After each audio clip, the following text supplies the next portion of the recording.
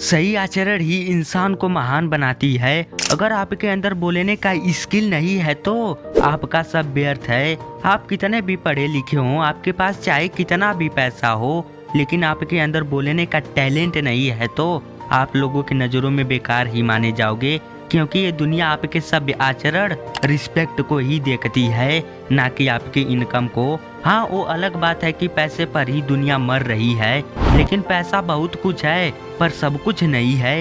एक छोटी सी कहानी है अंगुलीमाल की, जो कि मगध राज्य में रहता था, जिसने 1000 लोगों के अंगुली काटने का संकल्प लिया था।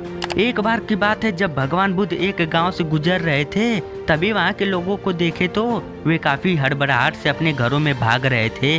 तो भगवान बुद्ध ने अपने शिष्य से पूछा कि ये लोग इतने घबराहट में क्यों हैं। तो शिष्य बताता है कि इस गांव के बगल में एक डाकू रहता है, जिसने 1000 लोगों के अंगूठे काटने का वचन लिया है। कृपया आप इस रास्ते से मत जाइए। लेकिन भगवान बुद्ध कहाँ मानने वाले थे। जंगल के बीचों बीच मचान पर बैठे अंगुलीमाल ने बुद्ध को देखा और मचान से उतरकर हाथ में तलवार लेकर बुद्ध की तरफ भागा। बुद्ध आगे बढ़ते जा रहे थे।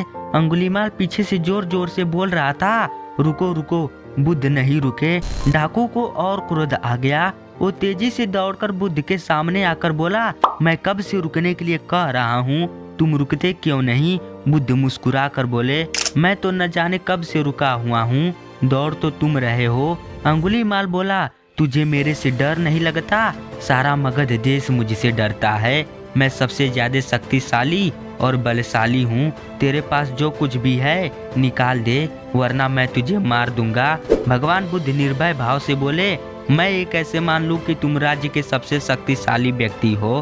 तुम्हें ये सिद्ध करना होगा।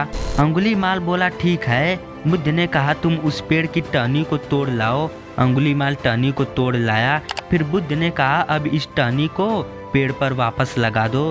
अंगुलीमाल बोला, टूटी टहनी को भला कोई वापस लगा सकता है। तो बुद्ध बोले, जब तुम टहनी को वापस लगा नहीं सकते तो तुम शक्तिशाली कैसे हुए।